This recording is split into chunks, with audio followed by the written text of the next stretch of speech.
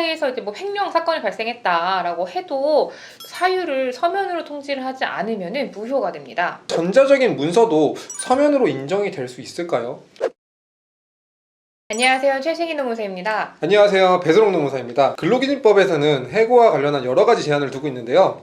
오늘은 해고의 서면 통지와 관련한 쟁점을 알아보는 시간을 갖도록 하겠습니다. 노무사님, 우리가 흔히 아는 해고는 반드시 서면으로 통지해야 되나요? 뭐 구두로 하는 건 안 되나요? 근로기준법에서는 근로자를 해고하려면 해고 사유와 시기를 서면으로 통지를 해야만 효력이 발생한다고 규정이 되어 있습니다. 그렇기 때문에 서면으로 통지하지 않는 해고는 무효가 됩니다. 노무사님, 그런데 해고 사유가 정당한 경우도 있을 수 있잖아요. 이런 경우에 단순히 해고 사유를 서면으로 통지하지 않았다고 해서 해고 자체가 무효가 되는 건가요?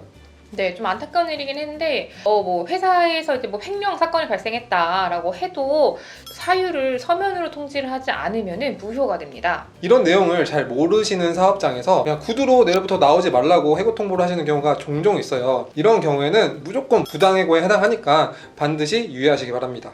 근데 노무사님, 우리가 최근에 서면, 그러니까 일반적인 종이로 된 문서보다는 이메일, 문자 메시지, 카톡 같은 메시지를 많이 사용하시는 경우가 많잖아요. 이런 전자적인 문서도 서면으로 인정이 될 수 있을까요? 원칙적으로 서면은 종이를 의미를 하기 때문에 문자 메시지나 이메일을 이용할 해고 통지는 서면 통지로 인정이 되지 않습니다.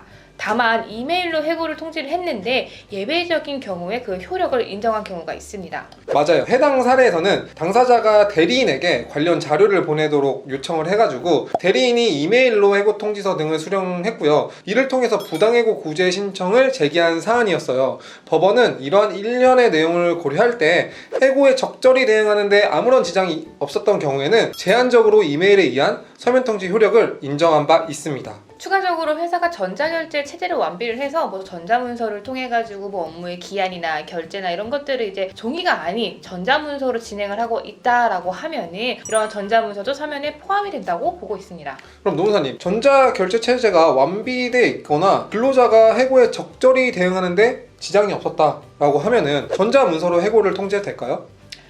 사실 판례에서 전자문서를 인정을 한 거는 굉장히 예외적인 부분이기 때문에 원칙적으로 서면, 그러니까 종이로 해고를 통보를 하시는 게 바람직합니다. 맞아요. 최근에 근로기준법이 개정이 되면서 근로계약서, 임금명세서는 전자문서로 교부할 수 있도록 반영이 되었어요. 그러나 해고 통보서에 대한 부분은 전자문서로 통지할 수 있도록 개정이 되지 않았습니다. 근로기준법상의 다른 조항들과의 관계, 서면 통보의 취지를 고려하면 해고는 원칙적으로 종이로 된 서면으로 통보를 해야 되고요. 전자문서로 하는 것은 너무 큰 리스크가 있다고 보여집니다. 그러면은 해고 통보서에 어떤 내용이 기재되어야 하나요? 네, 일단은 해고의 사유와 시기가 명시가 되어 있어야 됩니다. 이런 사유나 시기가 명시가 되어 있지 않다라고 하면은 해고의 효력이 인정되지 않습니다. 그럼 노무사님, 해고 시기는 일자를 적으면 되기 때문에 크게 문제가 되지 않을 것으로 보여지는데요. 해고 사유는 어떻게 적어야 되죠? 일단 해고 사유는 뭔가 이제 해고의 이유가 되는 구체적인 행동이 있을 거 아니에요. 사실관계가. 그런 내용을 당사자가 알 수 있게 최대한 구체적으로 적으셔야 됩니다. 그러니까 당사자가 내가 이것 때문에 해고가 되는구나 라는 거를 알 수 있게끔 해줘야 된다는 거죠. 맞습니다. 흔히 해고 통보서에 취업규칙 규정만을 나열하거나 징계 사실을 축약해서 적는 경우가 있는데요. 이런 부분은 서면 통지 규정 위반으로 부당해고에 해당하게 되므로 반드시 구체적인 사유를 기재하셔야 합니다. 근데 최근에 대법원에서 서면으로 통지된 해고 사유가 축약되거나 다소 불분명해도 징계 절차의 소명 과정이나 해고의 정당성을 다투는 과정에서 해고 사유가 구체적으로 알 수 있었다라고 하면 서면 통지 효력을 인정한 사례가 있거든요. 이 판례에 대해서는 노무사님 어떻게 생각하시나요? 애초에 해고의 서면 통지의 취지가 근로자로 하여금 왜 해고가 되는지 구체적으로 알 수 있게 하기 위한 거니까 이런 판례가 나올 수는 있다고 생각을 해요. 다만 이제 해고의 사유를 구체적으로 명시해야 된다는 기본적인 입장이 변경이 된 건 아니기 때문에 담당자분들은 앞으로 해고 사유를 이제 간략하게 써도 되겠다라는 성급한 판단은 하시면 안 됩니다. 그리고 중요한 점은 해고 사유에 대한 부분을 구체적으로 작성해서 통보함으로써 분쟁을 예방해야 된다는 점입니다.